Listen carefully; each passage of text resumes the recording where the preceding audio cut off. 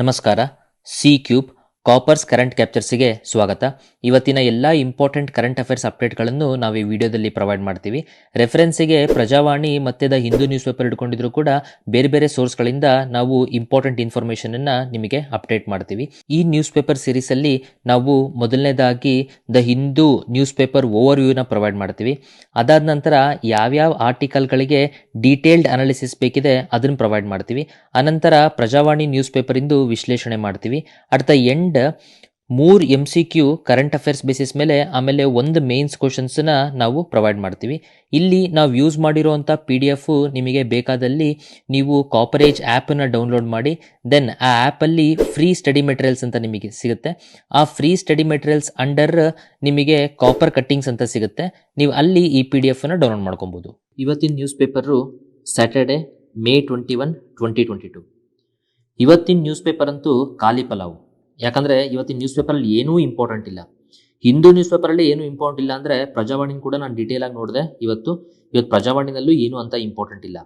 ಹಾಗಾಗಿ ಇವತ್ತು important topics ಯಾವುದೂ ಇಲ್ಲ. ಎಲ್ಲಾದು ನಾನು ವ್ಯಾಲ್ಯೂ ಅಡಿಷನ್ಸ್ ಮಾಡಬೇಕು. ಅಂದ್ರೆ ಪ್ರೀವಿಯಸ್ ಆಗಿರೋ ಟಾಪಿಕ್ಸ್ಗಳನ್ನೇ ಒಂಚೂರು ನಿಮಗೆ ರಿವಿಷನ್ ಮಾಡಿಸ್ಬಿಟ್ಟು ಅದಕ್ಕೆ ವ್ಯಾಲ್ಯೂ ಅಡಿಷನ್ ಮಾಡ್ತಾ ಹೋಗ್ಬೇಕು. ಇವತ್ತು ಯಾವುದೇ ಟಾಪಿಕ್ಗೂ ಕೂಡ ಡೀಟೇಲ್ಡ್ ಅನಾಲಿಸಿಸ್ ನಾನು ಮಾಡೋಂಥದ್ದಿಲ್ಲ. ಹಾಗಾಗಿ ಇವತ್ತಿನ ನ್ಯೂಸ್ ಪೇಪರ್ ಅನಾಲಿಸಿಸ್ ಸ್ವಲ್ಪ ಬೇಗ ಮುಗಿಯುತ್ತೆ. ಬಟ್ ಆಸ್ ಯೂಶುವಲ್ ನಾನು MCQ ಮತ್ತೆ ಮೇನ್ಸ್ ಕ್ವಶನ್ಸ್ ಅಂತೂ ಅದನ್ನ ಇವತ್ತಿನ ದಿನ ಫ್ರೇಮ್ ಮಾಡ್ತೀನಿ. ಅದನ್ನ ನಾನು ಫ್ರೇಮ್ ಮಾಡೋದು ನಿಮಗೆ ಪ್ರೊವೈಡ್ ಮಾಡ್ತೀನಿ. ಸೊ ಇವತ್ತಿನ ನ್ಯೂಸ್ ಪೇಪರ್ ಫಾಸ್ಟ್ ಆಗಿ ನಾವು ಆಸ್ ಯೂಶುವಲ್ ರಿಚುವಲ್ ಪ್ರಕಾರ first news paper over view ನೋಡೋಣ. ನ್ಯೂಸ್ ಪೇಪರ್ ಓವರ್ ವ್ಯೂ ಅಲ್ಲಿ ಫಸ್ಟ್ ಶೀಟ್ ಅಲ್ಲಿ ನಾವು ಗ್ಯಾನ್ವ್ಯಾಪಿ ಮಾಸ್ಕ್ ಇಂದು ಡೀಟೇಲ್ಡ್ ಅನಾಲಿಸಿಸ್ ಆಲ್ರೆಡಿ ನಾವು ಎಲ್ಲಾ ತರನು ನೋಡ್ಬಿಟ್ಟಿದೀವಿ. ಈಗ ಗ್ಯಾನ್ವ್ಯಾಪಿ ಮಾಸ್ಕ್ ಏನ್ ಮಾಡಿದ್ದಾರೆ ಅಂದ್ರೆ ಇದನ್ನ ಡಿಸ್ಟ್ರಿಕ್ಟ್ ಕೋರ್ಟ್ಗೆ ಕಳಿಸಿದ್ದಾರೆ. ಡಿಸ್ಟ್ರಿಕ್ಟ್ ಕೋರ್ಟಿಗೆ ಕಳಿಸಿರಂದ್ರೆ ಇಷ್ಟು ದಿನ ಎಲ್ಲಿತ್ತು? ಈಗ ನೋಡಿ, ಒಂದು ವಿಚಾರ ನೀವು ಪೊಲಿಟಿನಲ್ಲಿ ನಿಮಗೆ ಇದು ಗೊತ್ತಿರಬೇಕು. ಸುಪ್ರೀಂ ಕೋರ್ಟ್ ಏನಾದ್ರೂ ಇಫ್ ಇಟ್ ಫೀಲ್ಸ್ ಯಾವುದೋ ಒಂದು ಕೇಸು ಯಾವುದೋ ಒಂದು ಕೋರ್ಟ್ ನಲ್ಲಿದೆ, ಆ ಕೋರ್ಟ್ ಇದನ್ನ ಡಿಸೈಡ್ ಮಾಡೋದಕ್ಕೆ ಕಾಂಪಿಟಿಂಗ್ ಅಂದ್ರೆ ಅದನ್ನ ಡಿಸೈಡ್ ಮಾಡೋದಕ್ಕೆ ಅದು ಕಾಂಪಿಟೆಂಟ್ ಇಲ್ಲ, ಅದು ಕೇಪಬಲ್ ಇಲ್ಲ. ಹಾಗಾಗಿ ಈ ಕೇಸನ್ನ ಈ ಕೋರ್ಟ್ ಇಂದ ಇನ್ನೊಂದು ಕೋರ್ಟ್ಗೆ ಟ್ರಾನ್ಸ್ಫರ್ ಮಾಡಬೇಕು ಅಂತಂದ್ರೆ ಸುಪ್ರೀಂ ಕೋರ್ಟ್ ಅದನ್ನ ಮಾಡಬಹುದು. ಆ ಪವರ್ ಸುಪ್ರೀಂ ಕೋರ್ಟಿಗಿದೆ. ಹಾಗಾಗಿ ಗ್ಯಾನ್ವ್ಯಾಪಿ ಮಾಸ್ಕ್ ಕೇಸು ನಾವು ವಾರಣಾಸಿ ಕೋರ್ಟ್ ಅಲ್ಲಿ ಇದೆ ಅಂತ ಅಂದ್ಬಿಟ್ಟು ನೋಡ್ತಿದ್ವಿ. ವಾರಣಾಸಿ ಕೋರ್ಟ್ ಅಲ್ಲಿ ಎಲ್ಲಿದೆ ಅಂತ ನಾವು ನೋಡೋದಾದ್ರೆ ನಾವು ಸಬಾರ್ಡಿನೇಟ್ ಕೋರ್ಟ್ಸ್ ಅಂತ ಅಂದ್ಬಿಟ್ಟು ಇಂಡಿಯನ್ ಪೊಲಿಟಿ ಬೇಸಿಕ್ಸ್ ಪಾಠ ಮಾಡಬೇಕಾದ್ರೆ ಸ್ಟ್ಯಾಟಿಕ್ ಪಾಠ ಮಾಡಬೇಕಾದ್ರೆ ನಾವು ಆಲ್ರೆಡಿ ಎಲ್ಲ ಎಕ್ಸ್ಪ್ಲೇನ್ ಮಾಡಿರ್ತೀನಿ, ಆಯ್ತಾ. ಈಗ ಇಲ್ಲಿ ನಮಗೆ ನ್ಯೂಸ್ ಇಂಪಾರ್ಟೆಂಟ್ ಇರೋದ್ರಿಂದ ನಾನು ಆ ಒಂದು ಫೋಟೋ ಇಲ್ಲಿ ಹಾಕಿದ್ದೀನಿ. ಆಕ್ಚುಲಿ ನೋಡಿ, ಸಬಾರ್ಡಿನೇಟ್ ಜುಡಿಷಿಯರಿ ಅಂತ ನಾವು ನೋಡೋದಾದ್ರೆ ಈಗ ಟಾಪ್ ಅಲ್ಲಂತೂ ನಮಗೆ ಸುಪ್ರೀಂ ಕೋರ್ಟ್ ಇರುತ್ತೆ, ಹೌದಾ. ಟಾಪ್ ಅಲ್ಲಿ ಸುಪ್ರೀಂ ಕೋರ್ಟ್ ಇರುತ್ತೆ. ಸುಪ್ರೀಂ ಕೋರ್ಟ್ ಕೆಳಗಡೆ ಹೈಕೋರ್ಟ್ ಇರುತ್ತೆ.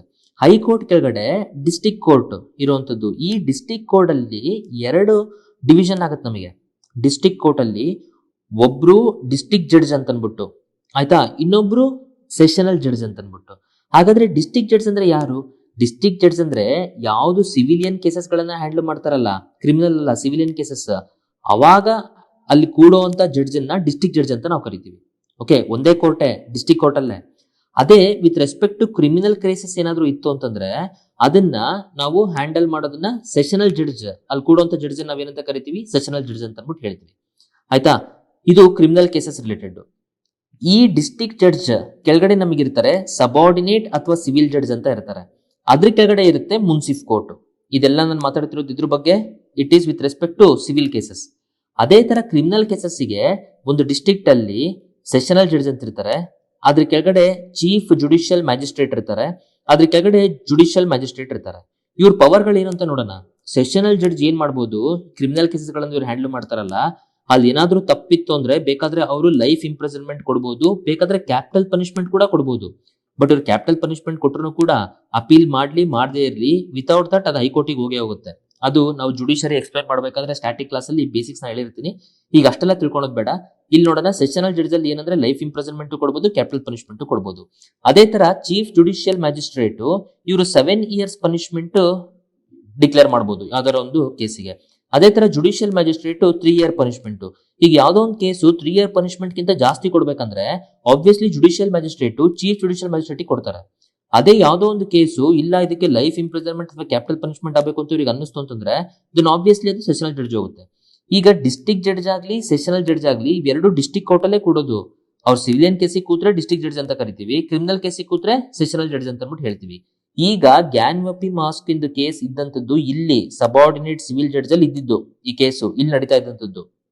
ಈಗ ಇದನ್ನ ಸುಪ್ರೀಂ ಕೋರ್ಟ್ ಏನ್ ಮಾಡಿದೆ ಅಂತಂದ್ರೆ, ನೀವು ಕಾಂಪಿಟೆಂಟ್ ಇಲ್ಲ ಅದನ್ನ ಹ್ಯಾಂಡಲ್ ಮಾಡೋದಕ್ಕೆ, ಹಾಗಾಗಿ ನೀವು ಇದನ್ನ ಟ್ರಾನ್ಸ್ಫರ್ ಮಾಡ್ಬಿಟ್ಟು ಯಾರಿಗೆ ಕೊಡಿ, ನಿಮ್ ಮೇಲಿದಾರಲ್ಲ ಡಿಸ್ಟ್ರಿಕ್ಟ್ ಜಡ್ಜ್ ಅವ್ರಿಗೆ ಕೊಡಿ ಅಂತ ಅನ್ಬಿಟ್ಟು ಹೇಳಿರೋದು.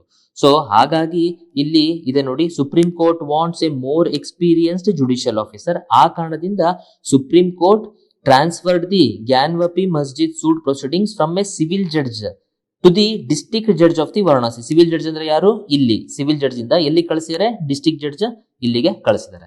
ಇಷ್ಟು ವಿಚಾರ ಈ ಆರ್ಟಿಕಲ್ ಅಲ್ಲಿ ನಮಗೆ ಗೊತ್ತಿರಬೇಕು. ಅದು ಬಿಟ್ಟರೆ ಮತ್ಯಾವುದು ಇಂಪಾರ್ಟೆಂಟ್ ಇಲ್ಲ. ಈಗ 29 phones tested for Pegasus spyware. Pegasus spyware ಅನ್ನೋದು ಇದು ಇಸ್ರೇಲಿನಲ್ಲಿ ಇಸ್ರೇಲಿ ಮ್ಯಾನುಫ್ಯಾಕ್ಚರ್ ಮಾಡಿರುವಂತ ಒಂದು ಸ್ಪೈವೇರು. ಈ ಪೆಗಾಸಿಸ್ ಅನ್ನ ಗೌರ್ಮೆಂಟ್ ಆಮೇಲೆ ಅದರ್ ಪ್ರೈವೇಟ್ ಏಜೆನ್ಸೀಸ್ ಯಾರು ಬೇಕಾದ್ರೂ ಇಸ್ರೇಲ್ ಹತ್ರ ಬೈ ಮಾಡ್ಬಿಟ್ಟು ಇದನ್ನೇನಾದ್ರೂ ಯಾರ್ದಾರ ಫೋನ್ ಅಲ್ಲಿ ನಾವು ಇನ್ಸ್ಟಾಲ್ ಮಾಡಿಸ್ಬಿಟ್ರೆ ಅಥವಾ ಅವ್ರಿಗೆ ಗೊತ್ತಿಲ್ಲದಂಗೆ ನಾವು ಮಾಡಿದ್ರೆ ಆ ಫೋನ್ ಅಲ್ಲಿ ಏನ್ ನಡೀತಿದೆ ಏನಿಲ್ಲ ಪೂರ್ತಿ ನಾವು ಹ್ಯಾಕ್ ಮಾಡ್ಬೋದು. ಹಾಗಾಗಿ ಈ ಸಾಫ್ಟ್ವೇರ್ ನ ಬಳಸ್ಬಿಟ್ಟು ಗೌರ್ಮೆಂಟ್ ಆಪೋಸಿಷನ್ ಪಾರ್ಟಿ ಲೀಡರ್ಸ್ ಮೇಲೆ ಆಮೇಲೆ ಕೆಲವರು ಜನಗಳ ಮೇಲೆ ಇವರೆಲ್ಲರ ಮೇಲೂ ಈ ತರ ಸ್ಪೈ ಮಾಡಿದ್ದಾರೆ ಅನ್ಬಿಟ್ಟು ಕೇಸು ಸುಪ್ರೀಂ ಕೋರ್ಟ್ ಅಲ್ಲಿ ಹೋಗಿತ್ತು. ಹಾಗಾಗಿ ಸುಪ್ರೀಂ ಕೋರ್ಟ್ ಒಂದು 29 ಫೋನ್ಗಳನ್ನ ಟೆಸ್ಟ್ ಮಾಡಿ ಪೆಗಾಸಿಸ್ ಸ್ಪೈವೇರ್ ಇದ್ರಲ್ಲಿ ಇದೆಯಾ, ಅವ್ರು ಇದೆ ಅಂತಂದ್ರೆ ಅದು ಹೆಂಗೆ ಆಕ್ಟ್ ಆಗುತ್ತೆ ಅನ್ನೋದ್ರ ಬಗ್ಗೆ ಇವರು ಕೂಲಂಕುಷವಾಗಿ ಡಿಸ್ಕಸ್ ಮಾಡ್ತಿದ್ದಾರೆ. ನಮಗೆ ಇವಾಗ ಸದ್ಯಕ್ಕೆ ಇದರಲ್ಲಿ ಇರುವಂತಹ ಡೆವಲಪ್ಮೆಂಟ್ಸ್ ಪ್ರಕಾರ ಕರೆಂಟ್ ಅಫೇರ್ಸ್ ಅಲ್ಲಿ ನಮಗೆ ಕ್ವಶನ್ ಬಂದ್ರೆ ಏನ್ ಬರ್ಬೋದು ಅಂದ್ರೆ, ಪೆಗಾಸಿಸ್ ಸ್ಪೈವೇರ್ ಯಾವ ದೇಶದ್ದು? ಪೆಗಾಸಿಸ್ ಸ್ಪೈವೇರ್ ಇಸ್ರೇಲ್ ಇದು, ಸಾಕು. ನೆಕ್ಸ್ಟ್ ಅದು ಬಿಟ್ರೆ ಇಲ್ಲಿ FDI ಇನ್ಫ್ಲೋಸ್ ಹೈಯೆಸ್ಟ್ ಎವರ್ ಅಂತ ಹೇಳ್ತಿದ್ದಾರೆ. ಈಗ ಫಾರಿನ್ ಏನ್ ಇನ್ವೆಸ್ಟ್ಮೆಂಟ್ ಮಾಡ್ತಾರಲ್ಲ, ಫಾರಿನ್ ಇನ್ವೆಸ್ಟ್ಮೆಂಟ್ ಅಲ್ಲಿ ನಾವು 2 ತರ ನೋಡ್ತೀವಿ ಫಾರಿನ್ ಇನ್ವೆಸ್ಟ್ಮೆಂಟ್ ಮಾಡೋದು. ಒಂದು FDI, ಇನ್ನೊಂದು FII. FDI ಅಂದ್ರೆ ನೇರ ಬಂಡವಾಳ ಹೂಡಿಕೆ, ಫಾರಿನ್ ಡೈರೆಕ್ಟ್ ಇನ್ವೆಸ್ಟ್ಮೆಂಟ್. FII ಅಂದ್ರೆ ಫಾರಿನ್ ಇನ್ಸ್ಟಿಟ್ಯೂಷನಲ್ ಇನ್ವೆಸ್ಟರ್. ಈಗ ಸದ್ಯಕ್ಕೆ ಇದು ಬೇಸಿಕ್ ತಿಳ್ಕೊಳ್ರಿ. FDI ಅಂತಂದ್ರೆ, ಈಗ ಉದಾಹರಣೆಗೆ ನಾನು ಹೊಸ ಕಾಪರೇಜ್ ಬ್ರಾಂಚ್ ನ ಒಂದು ಮುಂಬೈಯಲ್ಲಿ ಮಾಡಬೇಕು ಅಂತ ಅನ್ಕೊಂಡಿದೀನಿ. ಅಲ್ಲಿ ನಾನು ಬಿಲ್ಡಿಂಗ್ ಎಲ್ಲ ಕಟ್ಟಿಸ್ಬೇಕು. ಯಾರಾದ್ರೂ ಇಂಟ್ರೆಸ್ಟೆಡ್ ಇದ್ದೀರಾ ಫಾರಿನರ್ಸ್ ನೀವು ದುಡ್ಡು ಹಾಕೋದಕ್ಕೆ ಅಂದಾಗ ಅವ್ರು ಏನ್ ಡೈರೆಕ್ಟ್ಲಿ ನನಗೆ ಈ ಒಂದು ಇನ್ಸ್ಟಿಟ್ಯೂಷನ್ ಕಟ್ಟೋದಕ್ಕೆ ಇನ್ಫ್ರಾಸ್ಟ್ರಕ್ಚರ್ಗೆ ಎಲ್ಲದಕ್ಕೂ ದುಡ್ಡು ಹಾಕ್ತಾರಲ್ಲ, ಅದು ಫಾರಿನ್ ಡೈರೆಕ್ಟ್ ಇನ್ವೆಸ್ಟ್ಮೆಂಟ್. ಅರ್ಥ ಆಗ್ತಿದ್ಯಾ? ಅದನ್ನೇ ಹಂಗಲ್ಲ, ನಾನು ಈ ಕಾಪರೇಜ್ ಇದೇನೋ ಮಾಡ್ತಾ ಇದ್ದೀನಿ, ಇದಕ್ಕೆ ನನ್ನ ಹತ್ರ ದುಡ್ಡಿಲ್ಲ, ನಾನೇನ್ ಮಾಡ್ತೀನಿ, ಇದನ್ನ ಶೇರ್ಸ್ ಲಾಂಚ್ ಮಾಡ್ತಿದ್ದೀನಿ ಕಾಪರೇಜ್ ಇಂದು. ಈ ಶೇರ್ಸ್ ನಾನು ಲಾಂಚ್ ಮಾಡಿದಾಗ ಇವ್ರು ಯಾರಾದ್ರೂ ಡೈರೆಕ್ಟ್ ಆಗಿ ಆ ಶೇರ್ಸ್ ಗೆ ದುಡ್ಡು ಹಾಕಿ ತಗೊಂಡ್ರು ಅಂತಂದ್ರೆ ಅದನ್ನ ನಾವು ಕರಿತೀವಿ FII ಅಂದ್ರೆ ಫಾರಿನ್ ಇನ್ಸ್ಟಿಟ್ಯೂಷನಲ್ ಇನ್ವೆಸ್ಟರ್ಸ್. ಇವರಿಬ್ರು ಮಧ್ಯದಲ್ಲಿ ಏನ್ ವ್ಯತ್ಯಾಸ ಅಂದ್ರೆ, ಈಗ ನಾನೇನೋ ಮುಂಬೈಯಲ್ಲಿ ತೆಗಿತೀನಿ ಕಾಪರೇಜು, ಇದಕ್ಕೆ ಯಾರೋ ಒಬ್ಬ ಫಾರಿನ್ ಡೈರೆಕ್ಟ್ ಇನ್ವೆಸ್ಟ್ಮೆಂಟ್ ಮಾಡ್ತಾನೆ, ಅವ್ನು ಕೊಟ್ಟಿರೋ ದುಡ್ಡನ್ನೆಲ್ಲ ನಾನು ಇಟಿಕೆ ಎಲ್ಲ ಹಾಕಿಸ್ಬಿಟ್ಟು ಒಳ್ಳೆ ಬಿಲ್ಡಿಂಗ್ ಕಟ್ತೀನಿ. ದೆನ್ ಆಮೇಲೆ ನಂದು ಇನ್ಸ್ಟಿಟ್ಯೂಷನ್ ಲಾಸ್ ಆಗ್ಬಿಡುತ್ತೆ ಅಂತ ತಿಳ್ಕೊಡ್ರಿ. ಲಾಸ್ ಆಯ್ತು ಅಂದ್ರೆ ಸಡನ್ ಆಗಿ ಈತ ಈ ಲಾಸ್ ಆಗಿದೆಪ್ಪ ನನ್ನ ದುಡ್ಡು ನನಗೆ ವಾಪಸ್ ಕೊಡು ಅಂದ್ರೆ ಹೆಂಗ್ ಕೊಡ್ಲಿ? ನಾನು ಹೇಳ್ತೀನಿ ಬಿಲ್ಡಿಂಗ್ ಹೊಡೆದಾಕ್ಬಿಟ್ಟು ಒಂದು 50 ಇಟ್ಟಿಗೆ ನೀನು ಎತ್ಕೊಂಡು ಹೋಗು, ನಾನೇನ್ ಮಾಡ್ಲಿ, ನನ್ನ ಕೈಲಿ ಏನ್ ಮಾಡಕ್ಕಾಗತ್ತೆ ಅಂತ ಹೇಳ್ತೀನಿ. ಹಾಗಾಗಿ ಫಾರಿನ್ ಡೈರೆಕ್ಟ್ ಇನ್ವೆಸ್ಟ್ಮೆಂಟ್ ಈ ತರ ರಿಸ್ಕ್ ಇನ್ವಾಲ್ವ್ ಆಗಿರೋದ್ರಿಂದ ಇದನ್ನ ಈಸಿಯಾಗಿ ಅವರು ದುಡ್ಡನ್ನ ವಾಪಸ್ ತಗೊಂಡು ತಮ್ಮ ದೇಶಕ್ಕೆ ಹೋಗೋದಕ್ಕೆ ಆಗಲ್ಲ. ಫಾರಿನ್ ಡೈರೆಕ್ಟ್ ಇನ್ವೆಸ್ಟ್ಮೆಂಟ್ ನಮ್ಮ ಕಂಟ್ರಿ ಪರ್ಸ್ಪೆಕ್ಟಿವ್ ಇಂದ ನೋಡೋದಾದ್ರೆ ಫಾರಿನ್ ಡೈರೆಕ್ಟ್ ಇನ್ವೆಸ್ಟ್ಮೆಂಟ್ ಒಳ್ಳೇದು, ಯಾಕಂದ್ರೆ ಡೈರೆಕ್ಟ್ಲಿ ಬಂದ್ಬಿಟ್ಟು ಇವ್ರು ಏನ್ ಮಾಡ್ತಾರೆ, ನಮ್ಮ ದೇಶದಲ್ಲಿ ಹೂಡಿಕೆ ಮಾಡ್ತಾರೆ. ಅದೇ ಫಾರಿನ್ ಇನ್ಸ್ಟಿಟ್ಯೂಷನ್ ಇನ್ವೆಸ್ಟರ್ ನೋಡ್ರಿ, ಇವ್ರು ಡೈರೆಕ್ಟ್ ಆಗಿ ಕಾಪರೇಜ್ ಅಲ್ಲಿ ಹಾಕಿರಲ್ಲ, ಕಾಪರೇಜ್ ಶೇರ್ಸ್ ಕೊಟ್ಟಿರ್ತೀನ, ಆ ಶೇರ್ಸ್ ಅನ್ನ ಫಾರಿನ್ ಇನ್ಸ್ಟಿಟ್ಯೂಷನ್ ಇನ್ವೆಸ್ಟರ್ ಬೈ ಮಾಡಿರ್ತಾನೆ. ಅರ್ಥ ಆಗ್ತಿದ್ಯಾ? ಈಗ ಅಕಸ್ಮಾತ್ ಆ ಶೇರ್ ಅಲ್ಲಿ ₹1 ಇಳಿಕೆ ಆದ್ರೂ ಕೂಡ ಅವನಿಗೆ ಭಯ ಬಿದ್ಬಿಟ್ಟು ಈ ಶೇರ್ನೆಲ್ಲ ಅವನು ಮಾರ್ಬಿಟ್ಟು ಶೇರ್ ಮಾರ್ಕೆಟ್ನಲ್ಲಿ ಅವ್ನು ವಾಪಸ್ ದುಡ್ಡು ತಗೊಂಡ್ಬಿಡ್ತಾನೆ. ಹಂಗಾಗಿ ಫಾರಿನ್ ಇನ್ಸ್ಟಿಟ್ಯೂಷನಲ್ ಇನ್ವೆಸ್ಟರ್ಸ್ ಯಾವಾಗ ಬೇಕಾದ್ರೂ ಈಸಿಯಾಗಿ ತನ್ನ ಹೂಡಿಕೆ ಅಥವಾ ಬಂಡವಾಳನ ಆರಾಮಾಗಿ ವಾಪಸ್ ತಗೊಂಡೋಗ್ಬಿಡ್ಬೋದು. ಹಾಗಾಗಿ ಬಹಳ ಜನ ಫಾರಿನರ್ಸ್ FII ಅಲ್ಲಿ ಇನ್ವೆಸ್ಟ್ ಮಾಡೋದಕ್ಕೆ ಇಷ್ಟಪಡ್ತಾರೆ ಹೊರತು FDI ಅಲ್ಲಿ ಇನ್ವೆಸ್ಟ್ ಮಾಡೋದಕ್ಕೆ ಇಷ್ಟಪಡಲ್ಲ. ಅರ್ಥ ಆಗ್ತಿದ್ಯಾ? ನಮ್ ದೇಶಕ್ಕೆ ಯಾವ್ದು ಒಳ್ಳೇದು? FDI ಅಲ್ಲಿ ಬಂದ್ರೆ ಒಳ್ಳೇದು. ಈಗ ನಿಮಗಿದು ಡಿಫ್ರೆನ್ಸ್ ಗೊತ್ತಿರಬೇಕು, FDI ಅಂಡ್ FII. ಈಗ ಇಲ್ಲಿ ನೋಡ್ರಿ, ಇಲ್ಲಿ ನಮಗೆ ನ್ಯೂಸ್ ಅಲ್ಲಿ ಏನಿದೆ, FDI inflow highest ever 83 billion ಅಷ್ಟು FDI ಅಲ್ಲಿ ಬಂದಿದೆ. ಹಾಗಾಗಿ ನಮ್ಮ ದೇಶಕ್ಕೆ ಆಬ್ವಿಯಸ್ಲಿ ಹ್ಯಾಪಿ. ಈ 83 ಬಿಲಿಯನ್ ಗಟ್ಟಲೆ ಏನ್ ಬಂದಿದೆಯಲ್ಲ, ಇದು ನೀವು ಸಡನ್ ಆಗಿ ವಾಪಸ್ ತಗೊಂಡೋಗಕ್ಕಾಗಲ್ಲ. ಅರ್ಥ ಆಗ್ತಿದ್ಯಾ? ಅದೇ FII ಎಷ್ಟೋ ಕೋಟಿ ಗಟ್ಟಲೆ ಬರುತ್ತೆ. ಅಷ್ಟು ಕೋಟಿ ಗಟ್ಟಲೆ ಬಂದ್ರು ಸಡನ್ ಆಗಿ ಅವ್ರು ಬೇಕಾದ್ರೆ ವಾಪಸ್ ತಗೊಂಡೋಗ್ಬಿಡ್ಬೋದು. ನಮ್ಮ ದೇಶಕ್ಕೆ ಹೆಂಗೆ ಲಡ್ಡು ಬಂದ್ ಬಾಯಿಗೆ ಬಿತ್ತು ಅನ್ನೋಷ್ಟೊತ್ತಿಗೆ ವಾಪಸ್ ಇದು ಎತ್ಕೊಂಡು ಹೋಗುವಂತ ಸಂದರ್ಭ ಬಂದ್ಬಿಡುತ್ತೆ. ಇದನ್ನ ಕಾಮರ್ಸ್ ಅಂಡ್ ಇಂಡಸ್ಟ್ರಿ ಮಿನಿಸ್ಟ್ರಿ ಇದನ್ನ ಹೇಳಿದೆ, one of the highest ever. ಇಷ್ಟು ನಿಮಗೆ ಇದ್ರ ಬಗ್ಗೆ ಬೇಸಿಕ್ಸ್ ಗೊತ್ತಿರಬೇಕು. ದೆನ್ ಅದು ಬಿಟ್ರೆ ನೆಕ್ಸ್ಟ್ ಶೀಟ್ ಅಲ್ಲಿ ಅಂತ ಎಕ್ಸಾಮ್ ಪಾಯಿಂಟ್ ಆಫ್ ವ್ಯೂ ಇಂದ ಯಾವುದು ಇಂಪಾರ್ಟೆಂಟ್ ಇಲ್ಲ. ಇವತ್ತೇನು ನ್ಯೂಸ್ ಪೇಪರ್ ಅಷ್ಟ ಜಾಸ್ತಿ ಏನಿಲ್ಲ. ಓಕೆ, ಯಾವುದು ನಮಗೆ ಅಷ್ಟು ಎಕ್ಸಾಮ್ ಪಾಯಿಂಟ್ ಆಫ್ ವ್ಯೂ ಇಂದ ಇಂಪಾರ್ಟೆಂಟ್ ಇಲ್ಲ. ಇನ್ನ ಎಡಿಟೋರಿಯಲ್ ಅಲ್ಲಿ ನಾವು ಬಂದ್ರೆ ಎ ಟೈಮ್ಲಿ ರಿಮೈಂಡರ್, ಇದರಲ್ಲಿ ಏನ್ ಹೇಳ್ತಿದ್ದಾರೆ, ಆಲ್ರೆಡಿ ನಾವು GST ಗಲಾಟೆ ನೋಡಿದ್ವಿ. GST ಗಲಾಟೆನಲ್ಲಿ GST ಕೌನ್ಸಿಲ್ ಏನ್ ಸೆಟಪ್ ಆಗಿದೆ, ಆರ್ಟಿಕಲ್ 279A ಪ್ರಕಾರ ಈ ಕೌನ್ಸಿಲ್ ಹೇಳುವಂಥದ್ದು ಅಡ್ವೈಸರಿನ ಬೈಂಡಿಂಗ್ ಅಂತ ಅನ್ಬಿಟ್ಟು ಡಿಸ್ಕಷನ್ ನಡೀತಿತ್ತು. ಹಾಗಾಗಿ ಇದು ಅಡ್ವೈಸರಿ. ಅಕಸ್ಮಾತ್ ಬೈಂಡಿಂಗ್ ಇತ್ತು ಅಂತಂದ್ರೆ ಈ GST ನಲ್ಲಿ ನೋಡ್ರಿ, GST ಕೌನ್ಸಿಲ್ ಇದೆಯಲ್ಲ, GST ಕೌನ್ಸಿಲ್ ಅಲ್ಲಿ 1/3 ವೋಟಿಂಗ್ ಪವರ್ ಇದೆ ಸೆಂಟರ್ಗೆ, 2/3 ವೋಟಿಂಗ್ ಪವರ್ ಇದೆ ಸ್ಟೇಟಿಗೆ. ಬಟ್ ಯಾವ್ದಾದ್ರು ಒಂದು ಮಸೂದೆ ಪಾಸ್ ಆಗ್ಬೇಕಂದ್ರೆ, ಅಲ್ಲಿ ಒಂದು ಡಿಸ್ಕಷನ್, ಒಂದು ಡಿಸಿಷನ್ ಪಾಸ್ ಆಗ್ಬೇಕಂದ್ರೆ 75% ವೋಟಿಂಗ್ ಬೇಕಂತೆ. 75% ವೋಟಿಂಗ್ ಅಂದ್ರೆ ಇಲ್ಲಿ ಮೀನಿಂಗ್ ಏನು? ಇಲ್ಲಿ ಸ್ಟೇಟ್ ಹತ್ರ 67% ಇದೆಯಾ? ಸೊ ಆದ್ರೆ ಅದ್ರರ್ಥ ಹಂಗಾರೆ ಸ್ಟೇಟ್ ಒಂದೇ ಯಾವುದೇ ಒಂದು ಲಾನು ಕೂಡ ಅಲ್ಲಿ ಪಾಸ್ ಮಾಡಕ್ಕಾಗಲ್ಲ, ಯಾವುದೇ ಡಿಸಿಷನ್ ಕೂಡ ಪಾಸ್ ಮಾಡಕ್ಕಾಗಲ್ಲ. ಎಲ್ಲಾ ಸ್ಟೇಟ್ಗಳು ಸೇರ್ಕೊಂಡು ಒಮ್ಮತದಿಂದ ಇದು ಬೇಕು ಅಂತ ಹೇಳಿದ್ರು ಪಾಸ್ ಮಾಡಕ್ಕಾಗಲ್ಲ. ಯಾಕೆ? ಬರೀ 67% ಅಷ್ಟೇ ಅವ್ರ ಹತ್ರ ಇರೋದು, ಎಲ್ಲಾ ಸ್ಟೇಟ್ಗಳು ಸೇರಿ. ಈ 67% ಅಲ್ಲಿ ಅವರು ರೀಚ್ ಮಾಡಕ್ಕಾಗಲ್ಲ. ಅವರು 75% ರೀಚ್ ಆಗ್ಬೇಕಾದ್ರೆ ಸೆಂಟರಿನ ಅವಶ್ಯಕತೆ ಇದ್ದೇ ಇದೆ. ಅರ್ಥ ಆಗ್ತಿದ್ಯಾ? ಇಂಥ ಸಿಚುಯೇಷನ್ ಅಲ್ಲಿ ಈಗೇನ್ ಹೇಳ್ತು, ಸೆಂಟರ್ ಇದಕ್ಕಂತೂ ಹೆಡ್ ಫೈನಾನ್ಸ್ ಮಿನಿಸ್ಟರ್ ಇರೋದ್ರಿಂದ GST ವಿಚಾರವಾಗಿ ನಾವು ಸ್ಟೇಟ್ ಸಪರೇಟು, ಸೆಂಟರ್ ಸಪರೇಟು, ನಾವು ಬೇಕಾದ್ರೆ ಅದ್ರ ಬಗ್ಗೆ ಲಾಗಳು ಮಾಡ್ಬೋದು, ಇದು ಸೆಂಟರ್ ಬೇಕಾದ್ರೆ ಲಾಗಳು ಮಾಡ್ಬೋದು. ಈ GST ಕೌನ್ಸಿಲ್ ಏನಿದೆಯಲ್ಲ, ಇದು ಅಡ್ವೈಸರಿ ಬಾಡಿ ಅಷ್ಟೇ ಅಂತ ಅನ್ಬಿಟ್ಟು ಹೇಳಿ ಈಗ ಡಿಕ್ಲೇರ್ ಆಗಿದೆ. ಈಗ ಇಲ್ಲಿ ನ್ಯೂಸ್ ನೋಡ್ರಿ, ಎಷ್ಟೋ ಸ್ಟೇಟ್ಗಳು ತುಂಬಾ ಖುಷಿ ಪಟ್ಟಿದ್ದಾರೆ. ಯಾಕಂದ್ರೆ GST ಕೌನ್ಸಿಲ್ ಹೇಳಿದ್ದೇನೆ ನಾವು ಕೇಳಬೇಕು ಅಂತಂದ್ರೆ ಫೆಡರಲಿಸಂ ಹಾಳಾದಂಗೆ, ನಮ್ಮ ಮಾತಿಗೆ ಬೆಲೆನೇ ಇರಲ್ಲ, ಎಲ್ಲ ಸೆಂಟರ್ ಹೇಳ್ದಂಗೆ ಕೇಳಬೇಕಾಗುತ್ತೆ ನಾವು. ಯಾಕಂದ್ರೆ ಇಲ್ಲಿ GST ಕೌನ್ಸಿಲ್ ಅಲ್ಲಿ ಹೆಡ್ ಇರೋದು ಫೈನಾನ್ಸ್ ಮಿನಿಸ್ಟರ್ ಅಂತ ಅನ್ಬಿಟ್ಟು ಎಲ್ಲ ಡಿಸ್ಕಷನ್ ನಡೀತಿತ್ತು. ಈಗ ಅದರ್ ಸೈಡ್ ಆಫ್ ದಿ ಸ್ಟೋರಿನೂ ಕೂಡ ಈ ಆರ್ಟಿಕಲ್ ಹೇಳಿದ್ದಾರೆ. ಈ ಆರ್ಟಿಕಲ್ ಅಲ್ಲಿ ಎಷ್ಟು ಚೆನ್ನಾಗಿ ಹೇಳಿದ್ದಾರೆ ನೋಡ್ರಿ. ಈಗಂತೂ GST ಕೌನ್ಸಿಲ್ ಹೇಳಿರುವಂತದ್ದು Supreme Court it is just advisory, binding ಇಲ್ಲ ಅಂತ ಹೇಳ್ತಾ. ಹಂಗಂದ್ರೆ ಇದು ಅಡ್ವೈಸನ್ನ ಸ್ಟೇಟ್ ಇಂಪ್ಲಿಮೆಂಟ್ ಮಾಡಿದ್ರೆ ಮಾಡ್ಬೋದು, ಬಿಟ್ರೆ ಬಿಡ್ಬೋದಾ? ಆ ಕಾರಣದಿಂದ ಈ ಆರ್ಟಿಕಲ್ ಕೊಟ್ಟಿರ್ ನೋಡ್ರಿ. This has sparked fears that individual state can start vetoing the council's recommendation that they do not agree with and refuse to implement them. ಹಾಗಾಗಿ ಏನಾದ್ರೂ ಅವರು GST ಕೌನ್ಸಿಲ್ ಇಲ್ಲ ನೀವು ಇದನ್ನ ಮಾಡ್ಲೇಬೇಕು ಅಂತ ಎಲ್ಲ ವೋಟಿಂಗ್ ಮಾಡಿ ಫೈನಾನ್ಸ್ ಮಿನಿಸ್ಟರ್ ಎಲ್ಲ ಸೇರಿ ಇದನ್ನ ಹೇಳಿದ್ರು ಅಂತಂದ್ರೆ, ಸ್ಟೇಟ್ ಇದು ನೀನ್ ಜಸ್ಟ್ ಅಡ್ವೈಸರಿ ಬಾಡಿ, ನೀನ್ ಹೇಳಿದ್ರೆ ನಾನೇನ್ ಕೇಳಲೇಬೇಕು ಅಂತೇನಿಲ್ಲ, ಸೊ ಹಾಗಾಗಿ ನಾನು ಇದನ್ನ ಮಾಡಲ್ಲ. ಈ ತರ ಸ್ಟೇಟ್ಗಳು ನಾನು ಮಾಡಲ್ಲ ಅಂತಂದ್ರೆ ದೆನ್ GST ನಾನು ತಂದಿದ್ದೆ one nation one tax, okay, one nation one ಟ್ಯಾಕ್ಸ್ಗೋಸ್ಕರನೇ ತಂದಿದ್ ನಾವು.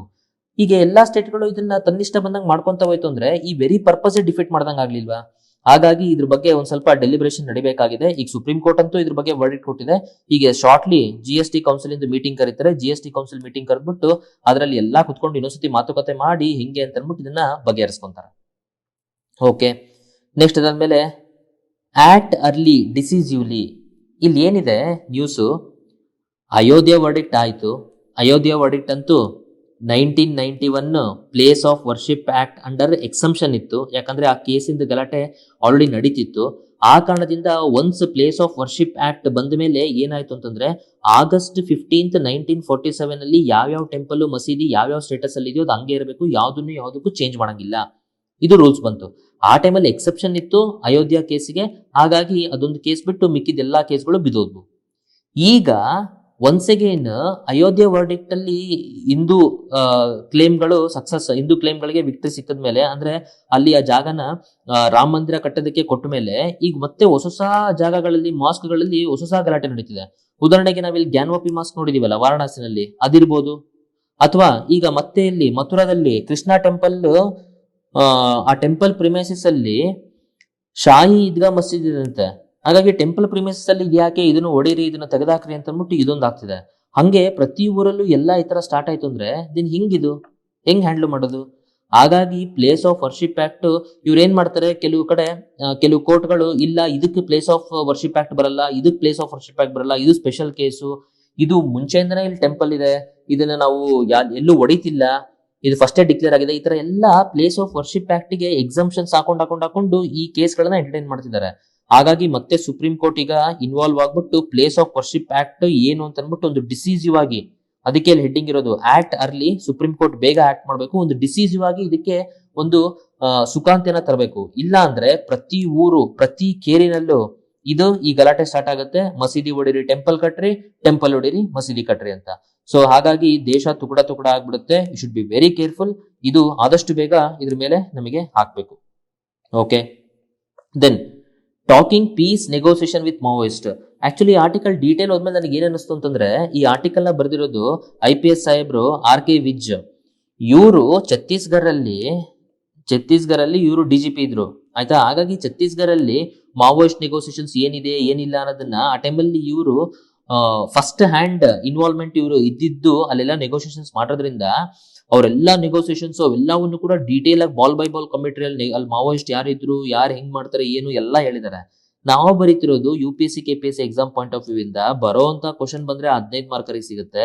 ಅದರಲ್ಲೂ ಬರೀ ಛತ್ತೀಸ್ಗಢ ಮಾವೋಯಿಸ್ಟ್ ಬಗ್ಗೆ ಕೇಳಲ್ಲ, ಇಡೀ ಇಂಡಿಯಾದಲ್ಲಿ ಲೆಫ್ಟ್ ವಿಂಗ್ ಎಕ್ಸ್ಟ್ರೀಮಿಸಂ ಬಗ್ಗೆ ಬರುತ್ತೆ. ಅದ್ರಲ್ಲಿ ಅವ್ರು ಕೊಡುವಂತದ್ದೇ 2 ಶೀಟ್, ಅದ್ರಲ್ಲಿ ಇಂಟ್ರೊಡಕ್ಷನ್ ಕನ್ಕ್ಲೂಷನ್ ಬರೆದ್ಬಿಟ್ಟು ಇನ್ನು ಉಳಿಯುವಂತದ್ದೇ ನಮಗೆ 5 ಪಾಯಿಂಟ್. ಈ 5 ಪಾಯಿಂಟ್ಗೆ ಈ ಆರ್ಟಿಕಲ್ ಇಂದ ನಾವು ತಗೊಂಡು ಬರೆಯುವಂತದ್ದು ಏನೂ ಇಲ್ಲ, ಅದಕ್ಕೋಸ್ಕರ ಸ್ಕಿಪ್ ಮಾಡಿದೀನಿ ನಾನು. ಓಕೆ, ಹಾಗಾಗಿ IPS ಸಾಹೇಬ್ರು ಬರ್ದಿರುವಂತ ಆರ್ಟಿಕಲ್ ಇಷ್ಟು ಚೆನ್ನಾಗಿದೆ, ಇದನ್ನ ಸ್ಕಿಪ್ ಮಾಡ್ತಿರಲ್ಲ, ನಿಮ್ಗೆ ಎಷ್ಟು ಅಹಂಕಾರ ಅಂತಂದ್ರೆ ನಾ ಇದ್ರ ಬಗ್ಗೆ ಏನೂ ಕಮೆಂಟ್ ಮಾಡಕ್ಕಾಗಲ್ಲ. ನನಗೆ ನಿಮ್ ಎಕ್ಸಾಮ್ಗೆ ಗೆಲ್ಲಿಸ್ಬೇಕು ಅನ್ನೋದು ನನಗಿರೋದು. ಆ ಕಾರಣದಿಂದ ನಾನು ಯಾವ್ಯಾವ ಆರ್ಟಿಕಲ್ ಎಕ್ಸಾಮ್ ಪಾಯಿಂಟ್ ಆಫ್ ಇಂದ ಇಂಪಾರ್ಟೆಂಟ್ ಇದೆ ಇಲ್ಲ ಅಂತ ನಾನು ಮಾಡ್ತಿದ್ದೀನಿ. ಅದರ್ವೈಸ್ ನಿಮಗೆ ಅಷ್ಟು ಇದು ಓದ್ಬೇಕು ಅನಿಸ್ತು ಅಂತಂದ್ರೆ ನೀವು ಧಾರಾಳವಾಗಿ ಓದ್ಬೋದು, ನಾನೇನ್ ಬೇಡ ಅನ್ನಲ್ಲ. ಹ್ಯಾಪಿ ಬರ್ಡೇ, ಓದ್ಕೊಳ್ಳಿ. ನೆಕ್ಸ್ಟ್ ಇದರಲ್ಲಿ ಈ article the neighbourhood in turmoil lessons for India. ಸುತ್ತಮುತ್ತಲು ಎಷ್ಟೊಂದು ಲೀಡರ್ಶಿಪ್ ಚೇಂಜ್ ಆಗಿದೆ. ಪಾಕಿಸ್ತಾನಲ್ಲಿ ಲೀಡರ್ಶಿಪ್ ಚೇಂಜ್ ಆಯಿತು, ನೇಪಾಳಲ್ಲಿ ಲೀಡರ್ಶಿಪ್ ಚೇಂಜ್ ಆಯಿತು, ಶ್ರೀಲಂಕಾದಲ್ಲಿ ಲೀಡರ್ಶಿಪ್ ಚೇಂಜ್ ಆಯಿತು, ಮಯನ್ಮಾರ್ ಅಲ್ಲಿ ಮಿಲಿಟರಿ ರೂಲ್ ಇದೆ, ಅಫ್ಘಾನಿಸ್ತಾನಲ್ಲಿ ತಾಲಿಬಾನ್ ಬಂದಿದೆ. ಅರ್ಥ ಆಗ್ತಿದೆಯಾ? ಇಷ್ಟು ನಮಗೆ ನೈಬರ್ಹುಡ್ ಇದೆ. ಹಾಗಾಗಿ ಇದೆಲ್ಲ ಇಂಡಿಯಾಗೆ ಏನು ಲೆಸನ್ಸ್ ಯಾವ ತರ ಅಂತ ಅಂದ್ಬಿಟ್ಟು ಇಲ್ಲಿ ಕೊಟ್ಟಿದ್ದಾರೆ. ಹಾಗಾಗಿ ಇಂಡಿಯಾ ಕೂಡ ಅದೇ ತರನೇ ಚೇಂಜಸ್ ಗಳನ್ನ ಮಾಡ್ಕೊಂಡಿದೆ. ಇಲ್ಲಿ ಜಸ್ಟ್ ಬ್ರಾಡ್ ಹೆಡ್ಡಿಂಗ್ ನೋಡೋಣ. ಈ ಚೇಂಜ್ ಇನ್ ಅಪ್ರೋಚ್ ಅಂದ್ರೆ ಮುಂಚೆ ಇಂಡಿಯಾ ಯಾವುದೇ ಒಂದು ನೈಬರ್ ಅಲ್ಲಿ ಗಲಾಟೆ ಆದ್ರೂ ಕೂಡ ಡೈರೆಕ್ಟ್ ಆಗಿ ಇಂಡಿಯಾ ಇನ್ವಾಲ್ವ್ ಆಗ್ಬಿಡೋದು, ಅವ್ರು ಬೇಕು ಇವ್ರು ಬೇಡ, ಇವ್ರು ಬೇಕು ಅವ್ರು ಬೇಡ ಅಂತ. ಬಟ್ ನಾವೀಗ ಆತರ ಯಾವ್ದು ಇಲ್ಲ, and one size fit all policy ಅದನ್ನು ಕೂಡ ನಾವು ತಗೊಂತಿಲ್ಲ. ಹಾಗಾಗಿ ಮಯನ್ಮಾರ್ ಅಲ್ಲಿ ಮಿಲಿಟರಿ ರೂಲ್ ಬಂದ್ರು ಮಿಲಿಟರಿ ಜೊತೆ ನಾವು ರಿಲೇಶನ್ಶಿಪ್ ಚೆನ್ನಾಗಿ ಇಟ್ಕೊಂಡಿದೀವಿ, ಆಯ್ತಾ? ಹಂಗಾರೆ ಅದೇ ಲೆಕ್ಕಕ್ಕೆ ಅಫ್ಘಾನಿಸ್ತಾನಲ್ಲೂ ತಾಲಿಬಾನ್ ಮಿಲಿಟರಿ ಬಂದ್ರಲ್ಲ, ಅವ್ರ ಹತ್ರನು ನಾವು ರಿಲೇಶನ್ಶಿಪ್ ಸೇಮ್ ಇಟ್ಕೊಬೇಕು ತಾನೆ? ಇಲ್ಲ, ಅಫ್ಘಾನಿಸ್ತಾನಲ್ಲಿ ನಾವು ತಾಲಿಬಾನ್ ಅಪೋಸ್ ಮಾಡಿದೀವಿ. ಇಲ್ಲಿ ಯಾಕೆ ಹಿಂಗೆ ಅಂದ್ರೆ that is what the change foreign policy ನಾವೀಗ ಮಾಡ್ತಿರುವಂತದ್ದು.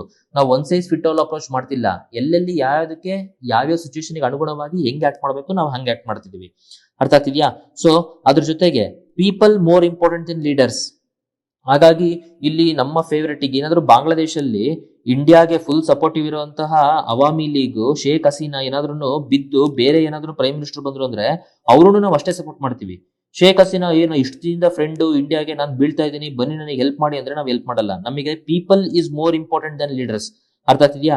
ಆ ಕಾರಣದಿಂದನೇ ಇಲ್ಲಿ ನೋಡ್ರಿ, ಇಲ್ಲಿ ನಮಗೆ ಡಿಪ್ಲೊಮ್ಯಾಟಿಕ್ ಎಂಗೇಜ್ಮೆಂಟ್ ಇಸ್ಲಾಮಾಬಾದ್ ಜೊತೆ, ದಟ್ ಈಸ್ ನಾವು ಪಾಕಿಸ್ತಾನ್ ಜೊತೆ ಆಗ್ಲಿ ಅಫ್ಘಾನಿಸ್ತಾನ್ ಜೊತೆ ಆಗ್ಲಿ ನಮ್ಮ ಡಿಪ್ಲೊಮ್ಯಾಟಿಕ್ ಈಗ ತಾಲಿಬಾನ್ ಬಂದ್ಮೇಲೆ ಸರಿ ಇಲ್ಲ ಅಂದ್ರೂ ಕೂಡ ಅಲ್ಲಿ ಅಶ್ವಾಗ್ತಿದೆ ಅನ್ನೋ ಕಾರಣಕ್ಕೋಸ್ಕರ ನಾವು 50,000 ಮಿಲಿಯನ್ ಟನ್ಸ್ ಆಫ್ ವೀಟ್ ನ ಅವ್ರಿಗಲ್ಲಿ ಕೊಟ್ಟಿದೀವಿ.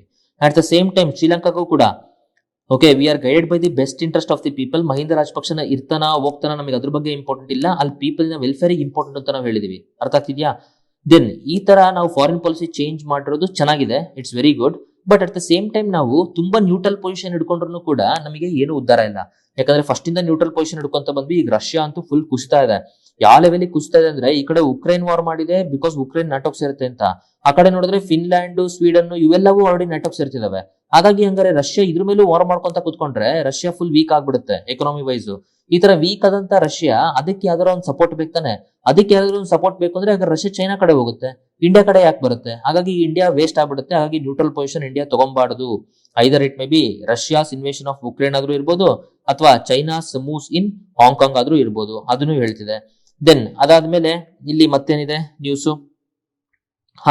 ಇಲ್ಲಿ ನೋಡಿ, ಲೀಡರ್ ಯಾವ್ದೋ ದೇಶದ್ದು ಲೀಡರ್ ಪಾಪ್ಯುಲರ್ ಇದಾನೆ ಅಂತ ಅಂದ್ಬಿಟ್ಟು ನಾವು ಸಪೋರ್ಟ್ ಮಾಡೋ ಅವಶ್ಯಕತೆ ಇಲ್ಲ. ಈ ಪಾಪ್ಯುಲಾರಿಟಿ ಎಲ್ಲ ನೀರ್ ಮೇಲಿನ ಗುಳ್ಳೆ ಇದ್ದಂಗೆ.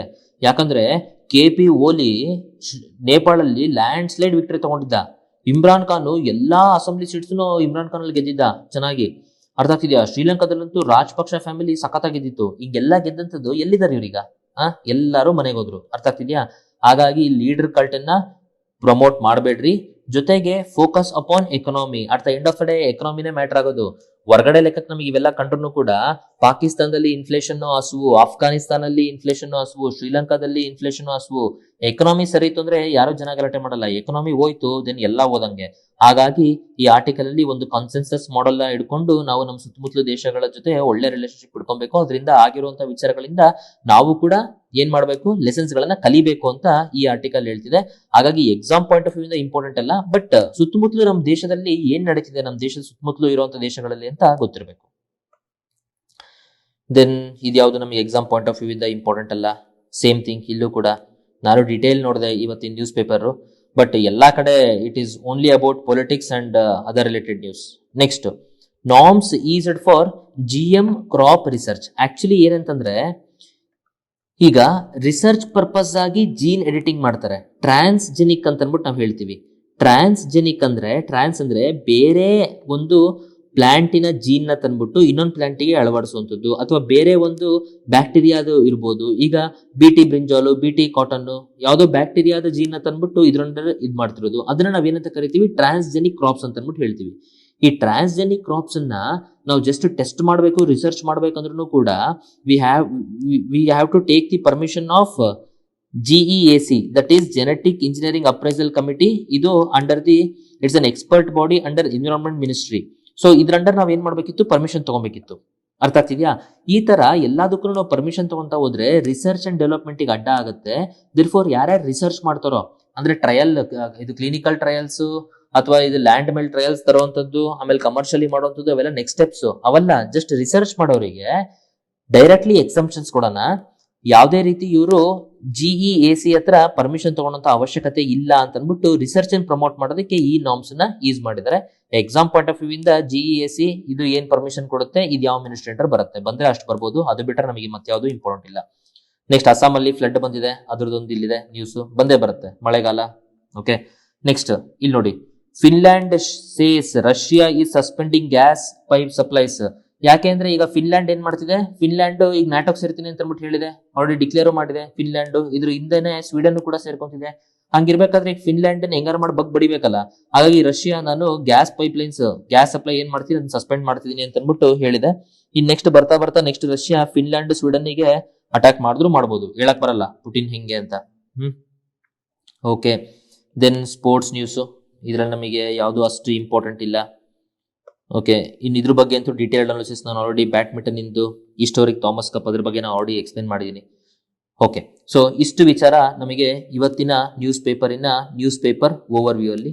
ಡೀಟೇಲ್ಡ್ ಅನಾಲಿಸಿಸ್ ಮಾಡೋ ತರ ವರ್ತ್ ಟಾಪಿಕ್ ಯಾವುದೂ ಇಲ್ಲ. ಎಲ್ಲಾ ಟಾಪಿಕ್ಗಳು ಇವತ್ತು ವ್ಯಾಲ್ಯೂ ಅಡಿಷನ್ ಇದ್ರಿಂದ ನಾನು ಅಲ್ಲಲ್ಲೇ ನಿಮಗೆ ಒಂದ್ಸತಿ ರಿವಿಷನ್ ಮಾಡಿಸ್ಬಿಟ್ಟು ವ್ಯಾಲ್ಯೂ ಅಡಿಷನ್ ಮಾಡಿದ್ದೀನಿ. ಅಂಡ್ ಕನ್ನಡ ನ್ಯೂಸ್ ಪೇಪರ್ ಪ್ರಜಾವಾಣಿನಲ್ಲೂ ಇವತ್ತು ಎಕ್ಸಾಮ್ ಪಾಯಿಂಟ್ ಆಫ್ ವ್ಯೂ ಇಂದ ಅಂತ ಇಂಪಾರ್ಟೆಂಟ್ ಯಾವುದೂ ಇಲ್ಲ. ಸೊ ಆ ಕಾರಣದಿಂದ ಡೈರೆಕ್ಟ್ಲಿ ನಾನು ಡೀಟೇಲ್ಡ್ ಅನಾಲಿಸಿಸ್ ಮತ್ತೆ ಪ್ರಜಾವಾಣಿನ ಸ್ಕಿಪ್ ಮಾಡಿ ಡೈರೆಕ್ಟ್ಲಿ ನೆಕ್ಸ್ಟ್ ಸೆಗ್ಮೆಂಟ್ MCQs ಮತ್ತೆ ಮೇನ್ಸ್ ಕ್ವಶನ್ಸ್ ಹೋಗ್ತೀನಿ. ಈಗ MCQ and mains question segment ಬರೋಣ. ನಿನ್ನೆ ಹಾಕಿರುವಂತ MCQಗಳಿಗೆ ಈಗ ಕರೆಕ್ಟ್ ಆನ್ಸರ್ ನಾನು ಹೇಳ್ತೀನಿ. ಈಗ GST ಬಗ್ಗೆ ನಮಗೆ ನ್ಯೂಸ್ ಇತ್ತು. ಇದರಲ್ಲಿ which of the following is correct.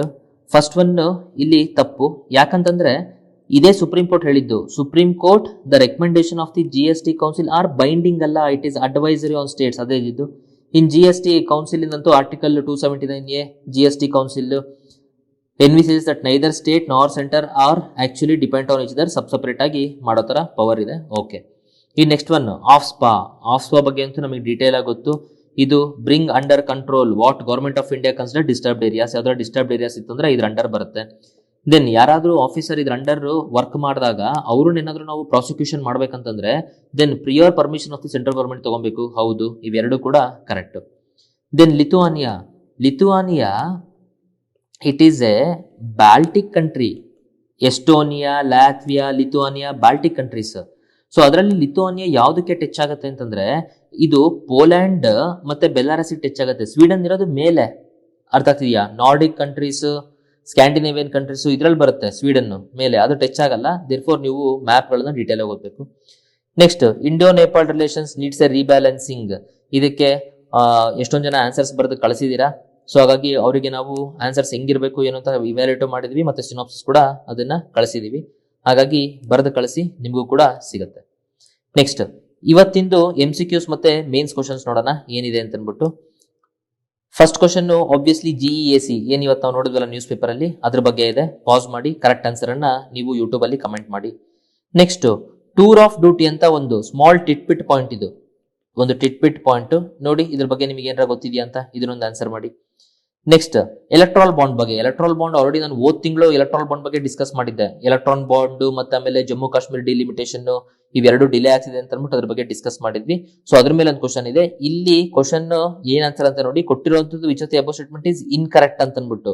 ಅರ್ಥ ಆಗ್ತಿದೆಯಾ? ಈ ತರ ಇನ್ಕರೆಕ್ಟ್ ಅಂತ ಕೇಳಿದಾಗ ಯಾವ ಟೆಕ್ನಿಕಲ್ ನೀವು MCQ ಸಾಲ್ವ್ ಮಾಡ್ಬೇಕಂತ ನಾನು ಆಲ್ರೆಡಿ ಹೇಳ್ಕೊಟ್ಟಿದ್ದೀನಿ. ಆ ಮೆಥಡ್ ಅಲ್ಲಿ ನೀವು ಇದನ್ನ ಮಾಡ್ತಾ ಬನ್ನಿ. ನೆಕ್ಸ್ಟ್, ಅದಾದ್ಮೇಲೆ ಇಲ್ಲಿ ಒಂದು ಮೇನ್ಸ್ ಕ್ವಶನ್ ಅನ್ನ ಆಬ್ವಿಯಸ್ಲಿ ವಿ ಹ್ಯಾವ್ ಪ್ರೊವೈಡೆಡ್. ಇಲ್ಲಿ ಏನ್ ಹೇಳ್ತಿದ್ದಾರೆ ಅಂದ್ರೆ, in the light off Delhi government initiative of door step delivery of ration. ನಿನ್ನೆ ಇತ್ತಲ್ಲ ಡೆಲ್ಲಿ ಗವರ್ಮೆಂಟ್ ಏನ್ ಮಾಡ್ತಿದೆ, door step delivery of ration ಮಾಡಬೇಕು ಅಂತ ಡೆಲ್ಲಿ ಗವರ್ಮೆಂಟ್ ಅನ್ಕೊಂಡಿದೆ. ಅದಕ್ಕೆ ಸೆಂಟರ್ ಅಡ್ಡ ಮಾಡಿದೆ. ಹಾಗಾಗಿ ಯಾಕೆ ಅವರು ಡೋರ್ ಸ್ಟೆಪ್ ಡೆಲಿವರಿ ಮಾಡ್ಬೇಕಂತಿದ್ದಾರೆ? ಇರುವಂತ ಪಬ್ಲಿಕ್ ಡಿಸ್ಟ್ರಿಬ್ಯೂಷನ್ ಸಿಸ್ಟಮ್ ಅಲ್ಲಿ ಏನಾದ್ರು ತೊಂದರೆಗಳಿದೆಯಾ? ಹಾಗಾದ್ರೆ ಪಬ್ಲಿಕ್ ಡಿಸ್ಟ್ರಿಬ್ಯೂಷನ್ ಸಿಸ್ಟಮ್ ಸಪ್ಲೈ ಏನಿದೆ ಚೈನ್, ಇದನ್ನ ರೀಡಿಸೈನ್ ಮಾಡ್ಬೇಕಾ? ಇದು ರೀಡಿಸೈನ್ ಮಾಡಿದ್ರೆ ನಾವು ಎಫೆಕ್ಟಿವ್ ಆಗಿ ಹಂಗರ್ ಮತ್ತೆ ಮಾಲ್ ನ್ಯೂಟ್ರಿಷನ್ ತಡಿಬೋದಾ? ಇವೆಲ್ಲದ್ರ ಬಗ್ಗೆ ಎಕ್ಸಾಮೈನ್ ಮಾಡ್ಬಿಟ್ಟು ಇದ್ರ ಬಗ್ಗೆ ನೀಟಾಗಿ ಪೇಪರ್ ಒಂದು ಮೇನ್ಸ್ ಎಕ್ಸಾಮ್ಸ್ ಅಲ್ಲಿ ಹೆಂಗಿರುತ್ತಲ್ಲ ಫಾರ್ಮೆಟ್, ಆ ಸೈಜ್ ಅಲ್ಲಿ ನೀವು ಪೇಪರ್ ತಗೊಳ್ಳಿ. ಇಲ್ಲ ನಮ್ಮ ಟೆಲಿಗ್ರಾಮ್ ಅಲ್ಲಿ ನಿಮಗೆ ಅದು ಫ್ರೀ ಸಿಗುತ್ತೆ. ಅದನ್ನ ಡೌನ್ಲೋಡ್ ಮಾಡ್ಕೊಂಡು ಪ್ರಿಂಟ್ ಔಟ್ ಹಾಕಿಸ್ಕೊಳ್ರಿ, ಒಂದು ಬುಕ್ ಮಾಡ್ಕೊಳ್ರಿ. ದಿನ ಕೊಡೋ ಕ್ವಶನ್ ಗಳಿಗೆ ನೀವು ಕನ್ನಡ ಮೀಡಿಯಂ ಆಗ್ಲಿ ಇಂಗ್ಲಿಷ್ ಮೀಡಿಯಂ ಆಗ್ಲಿ ಅದರಲ್ಲಿ ಆನ್ಸರ್ ಮಾಡಿ. 200 ವರ್ಡ್ಸ್ 250 ವರ್ಡ್ಸ್ ಹೆಚ್ಚು ಕಮ್ಮಿ ಅಷ್ಟಕ್ಕೆ ಆನ್ಸರ್ ಮಾಡ್ಬಿಟ್ಟು ಅದನ್ನ ಫೋಟೋ ತೆಗೆದ್ಬಿಟ್ಟು ಕಾಪರೇಜ್ ಆಪ್ ಅನ್ನು ನೀವು ಡೌನ್ಲೋಡ್ ಮಾಡಿ. ಕಾಪರೇಜ್ ಆಪ್ ಅಲ್ಲಿ ಚಾಟ್ ಅಂತಿರುತ್ತೆ, ಆ ಚಾಟ್ ಅಲ್ಲಿ ನೀವು ಅದನ್ನ ಅಪ್ಲೋಡ್ ಮಾಡಿದ್ರೆ ನಾವು ಅದನ್ನ ನೋಡ್ಬಿಟ್ಟು ಇವ್ಯಾಲ್ಯೂಯೇಟ್ ಮಾಡ್ಬಿಟ್ಟು ಆನ್ಸರ್ ಏನಿರ್ಬೇಕು ಅಂತ ಅದಕ್ಕೆ ಸಿನಾಪ್ಸಿಸ್ ಕೂಡ ಕೊಡ್ತೀವಿ. ಹಾಗಾದ್ರೆ ಎಷ್ಟೊಂದ್ ಜನ ಕೇಳಿದ್ರು, ಸರ್ ಕಾಮನ್ ಆಗಿ ಸಿನಾಪ್ಸಿಸ್ ಈಗ ವಿಡಿಯೋ ಅನಾಲಿಸಿಸ್ ಮಾಡ್ತಿರಲ್ಲ, ಇಲ್ಲೇ ಸಿನಾಪ್ಸಿಸ್ ಕೊಟ್ಬಿಡಿ ಅಂತ. ಕೊಟ್ಬಿಡ್ತೀವಿ ಬನ್ನಿ. ನಿಮ್ ಕಡೆಯಿಂದ ಹಾರ್ಡ್ ವರ್ಕ್ ಇರ್ಬೇಕು. ನೀವೇನು ಹಾರ್ಡ್ ವರ್ಕ್ ಮಾಡ್ಲಿಲ್ಲಂಗೆ ಸುಮ್ಮನೆ ಸಿನಾಪ್ಸಿಸ್ ಕೊಟ್ರೆ ಕಷ್ಟ ಬಿದ್ದಿರೋರ್ಗು ಕಷ್ಟ ಬಿಲ್ದಿರೋರ್ಗು ಏನು ವ್ಯತ್ಯಾಸನೇ ಇರಲ್ಲ. ಅರ್ಥ ಆಗ್ತಿದ್ಯಾ? ನೀವು ಬರದ ಆನ್ಸರ್ ಕಳಿಸ್ರಿ, ನೀವು ಫಸ್ಟ್ ಎಫರ್ಟ್ಸ್ ಹಾಕ್ರಿ. ಅದು ಆ ಆನ್ಸರ್ ಇಂದು ನಾವು ಅದಕ್ಕೆ ವ್ಯಾಲ್ಯೂಯೇಷನ್ ಮಾಡ್ಬಿಟ್ಟು ದೆನ್ ಸಿನಾಪ್ಸಿಸ್ ಕಳಿಸ್ತೀವಿ. ಆ ಸಿನಾಪ್ಸಿಸ್ ನೋಡ್ಬಿಟ್ಟು ನೀವು ಪಾಯಿಂಟ್ಸ್ ನ ಅಪ್ಡೇಟ್ ಮಾಡ್ಕೊಳ್ಳಿ. That is a right way and right method. ಯಾರು ಕಷ್ಟ ಬೀಳ್ತಾರೋ ಅವರಿಗೆ ಸಪೋರ್ಟ್ ಮಾಡಬೇಕು. Because they are the serious candidates who's going to get the results. ಇಲ್ಲಾಂದ್ರೆ ಸುಮ್ನೆ ಆಲ್ತು ಪಾಲ್ತು ಸಿನಾಪ್ಸಿಸ್ ತಗೊಳೋದು, ಪ್ರಿಂಟ್ ಹಾಕ್ಸೋದು, ಪ್ರಿಂಟ್ ಹಾಕಿ ಜೆರಾಕ್ಸ್ ಮಾಡಿದಲ್ಲಿ ಹಂಚೋದು, ಅದನ್ನ ಎಲ್ಲಾಂಗೂ ಸಿಗುತ್ತೆ. ದೆನ್ ಕಷ್ಟ ಬಿದ್ದು ಓದ್ತಿರುವಂತ ಹುಡುಗರಿಗೆ ಅದು ಹೆಲ್ಪ್ ಆಗಲ್ಲ. ಸೊ ಆ ಕಾರಣದಿಂದ ನಾವು ಅದನ್ನ ಇಲ್ಲಿ ಪ್ರೊವೈಡ್ ಮಾಡಲ್ಲ. ಸೊ ಇಷ್ಟು ವಿಚಾರಗಳು ಇವತ್ತಿಂದು ನ್ಯೂಸ್ ಇಂದು. Thank you. ಜೈ ಹಿಂದ್.